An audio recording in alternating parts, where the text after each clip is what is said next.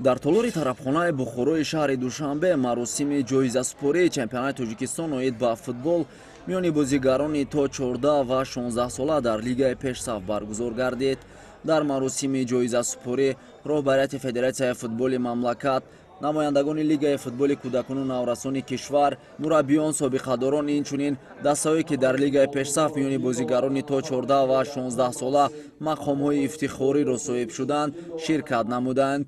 маросими ҷоизаспорӣ бо суханронии ноиби президенти федератсияи футболи тоҷикистон Алишер Урунов оғоз гардид. зимни суханронии хеш мафсуф қайд намуд ки ояндаи футболи тоҷик албатта ки кӯдакону наврасонанд. аз ин хотир федератсияи футболи тоҷикистон ба ин қишри ҷомеа таваҷҷӯҳи махсус зоҳир менамояд. фаъолияти лигаи футболи кӯдакону наврасони федератсияи футболи тоҷикистон ҳам ба ҳамин самт равона шудааст. ҳамасола миёни се сину сол дар лигаи наврасони тоҷикистон бо номи пешсаф доир карда мешавад. аз ҷониби роҳбарияти лигаи футболи кӯдакону наврасони кишвар ба ашхосе ки ҷиҳати баргузории мусобиқаи мазкур дар давоми мавсим саҳми арзандаи худро гузоштанд, бо сипоснома қадрдонӣ шуданд. имсол дар лигаи пешсаф миёни бозигарони то 14 ва 16 сола ду дастаи равшани шаҳри Кӯлоб ширкат намуд. футболбозони ин тим агарчи соҳиби мақоми ифтихорӣ нашуданд, аммо бо рафтори намунавӣ аз ҳарифони хеш ба кулли фарқ доштанд.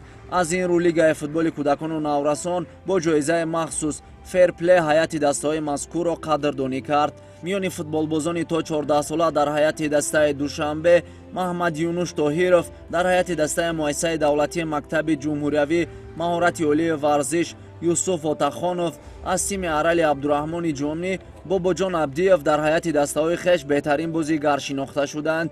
аз тими Хатлон як дар лигаи пешсаф миёни бозигарони то 16 сола бошад, ҷоизаи беҳтарин бозингари даста насиби Ҳасан Сулаймонов шуд. беҳтарин бозингари академияи тоҷ бошад, Меҳроб Ҳошимов гардид. аз тими клуби марказии варзиш артиш ҷоизаи мазкурро Иброҳим Шӯҳратзода молӣ хеш кард.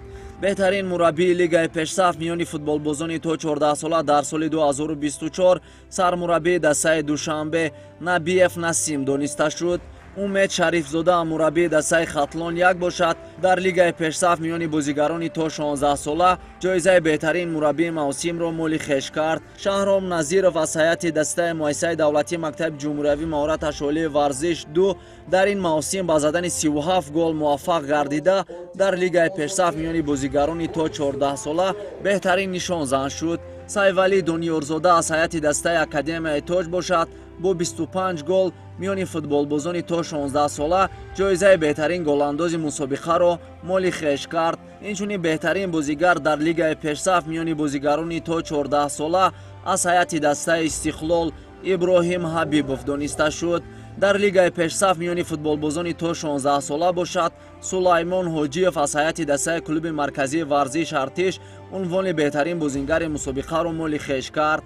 ҳайати бозигарон ва ситоди мураббиёни дастаи Истиқлоли шаҳри Душанбе миёни футболбозони то 14 сола мақоми сеюмро соҳиб шуданд ва бо нишонҳои биринҷӣ сарфароз гардиданд.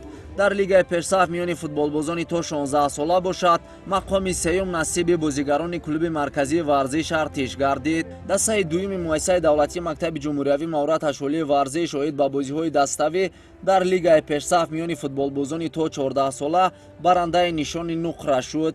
миёни футболбозони то 16 сола бошад, нишони нуқраи чемпионати мамлакатро академияи тоҷ ба даст овард. тими Душанбе мактаби махсуси варзиши захираҳои олимпии шаҳри Душанбе дар соли 2024 унвони қаҳрамониро дар лигаи пешсаф молӣ хеш кард ва аз ҷониби лигаи футболи кӯдакону наврасони федератсияи футболи тоҷикистон дар баробари медалу ифтихорнома инчунин бо ҷоми мусобиқа сарфароз шуд.